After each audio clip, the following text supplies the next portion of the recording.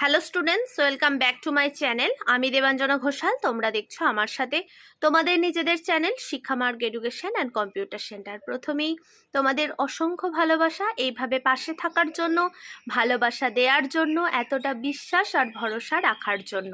আমার প্রত্যেকটি স্নেহের পুরনো ছাত্রছাত্রী এবং আমার প্রত্যেকটি স্নেহের নতুন ছাত্রছাত্রী, তোমরা যারা যারা আমাদের চ্যানেলে আসছো, তোমাদের প্রত্যেককে স্বাগতম।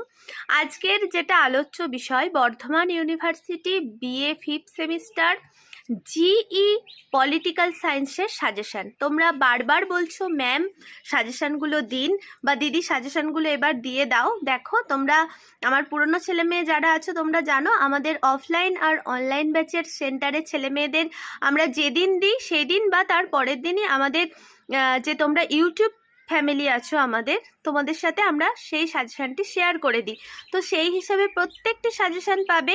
এই বছর আমাদের ফিফথ সেমের কলা বিভাগের যা যা সাবজেক্ট পড়ানো হচ্ছে প্রত্যেকটি সাজেশান আমাদের এই চ্যানেলেই আপলোড করা হবে। শুধু তোমরা একটুখানি ধৈর্য ধরো, নিশ্চয় তোমাদের সমস্ত সাজেশান আপলোড হবে। তাহলে চলো আজকের আলোচ্য বিষয়ে প্রবেশ করা যাক। আর তোমরা যারা যারা আমাদের সেন্টার থেকে নোট পারচেস করতে চাইছো বা কিনতে চাইছো, 8609778925 এই হোয়াটসঅ্যাপ নাম্বারে মেসেজ করো, বা তোমরা যারা যারা আমাদের সেন্টারে অ্যাডমিশন নিতে চাইছো, আমাদের সেন্টারে একাদশ দ্বাদশ বিএ অল সেমিস্টার কলা বিভাগের অল সাবজেক্ট কম্পিউটার ও স্পোকেন ইংলিশ শেখানো হয়। তাই তোমরা অনলাইনে হোক বা অফলাইনে হোক, বর্ধমান ইউনিভার্সিটির আন্ডারে যে কোনো কলেজে তোমরা পড়ো না কেন, তোমরা যদি আমাদের সেন্টারে অফলাইন বা অনলাইনে অ্যাডমিশন নিতে চাও, তাহলে ওই হোয়াটসঅ্যাপ নাম্বারে তোমরা মেসেজ করো, তোমাদের সমস্ত ডিটেলস বলে দেওয়া হবে। তাহলে চলো আজকের আলোচ্য বিষয়ে প্রবেশ করা যাক।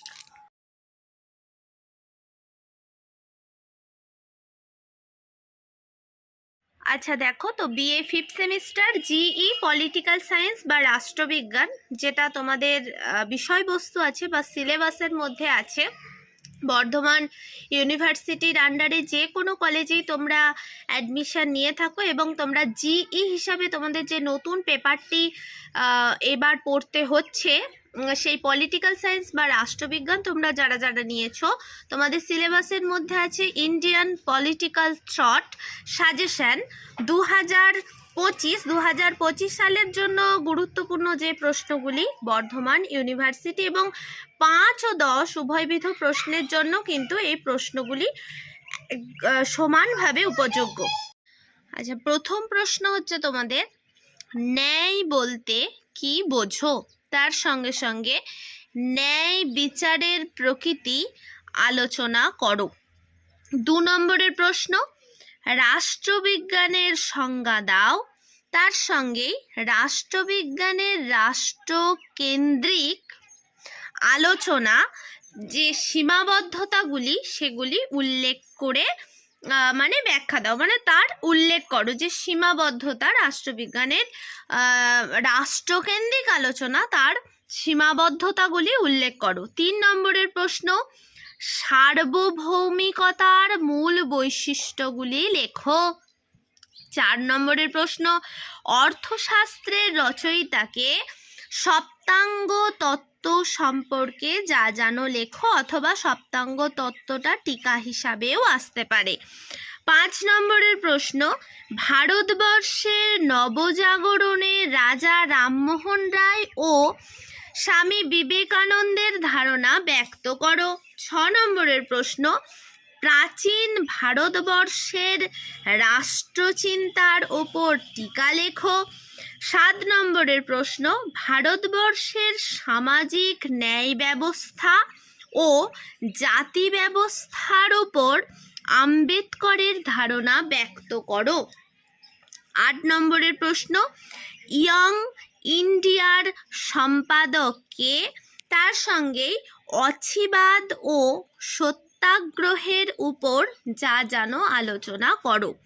9 নম্বরের প্রশ্ন, ভারতে আদি মধ্যযুগের মুসলিম রাজনৈতিক চিন্তার বৈশিষ্ট্যগুলি লেখো। 10 নম্বরের প্রশ্ন, আনন্দমঠ কার লেখা? তার সঙ্গে বঙ্কিমচন্দ্র চট্টোপাধ্যায়ের জাতীয়তাবাদী ধারণা সম্পর্কে আলোচনা করো। 11 নম্বরের প্রশ্ন, জাতীয়তাবাদ সম্পর্কে রবীন্দ্রনাথ ঠাকুরের ধারণা লেখো। 12 নম্বরের প্রশ্ন, জাতীয়তাবাদ হলো সভ্যতার শত্রু, এই উক্তিটি কার এবং এই উক্তিটির ব্যাখ্যা করো, কেন তিনি এই কথা বললেন, এবং রাষ্ট্র ও সমাজ সম্পর্কে তাঁর অভিমত বা মতামত ব্যক্ত করো। এবং শেষ প্রশ্ন যেটা তোমাদের, প্রাচীন ভারতবর্ষে দণ্ডনীতির উদ্ভব কিভাবে হয় এবং কৌটিল্য প্রণীত দণ্ডনীতির বৈশিষ্ট্যগুলি লেখো। অর্থাৎ তোমরা যারা 25 সালে জি হিসাবে রাষ্ট্রবিজ্ঞানকে রেখেছো, তোমরা এই 13টা প্রশ্ন খুব ভালো করে যেও। 5 আর 10 উভয়বিধ প্রশ্নের জন্যই, 5এও আসতে পারে 10এও আসতে পারে, মাত্র এই 13টি প্রশ্ন তোমরা খুব ভালো করে যেও। আশা করছি তোমরা অবশ্যই সাফল্য পাবে। প্রত্যেকে ভালো থেকো এবং সুস্থ থেকো, এবং এই সমস্ত নোটসের অ্যান্সার তোমরা যারা পারচেস করতে চাইছো, আমাদের এই যে হোয়াটসঅ্যাপ নাম্বার, এই হোয়াটসঅ্যাপ নাম্বারে তোমরা কিন্তু 8609778925 এই হোয়াটসঅ্যাপ নাম্বারে তোমরা SMS করবে, তোমাদের সমস্ত ডিটেলস বলে দেওয়া হবে।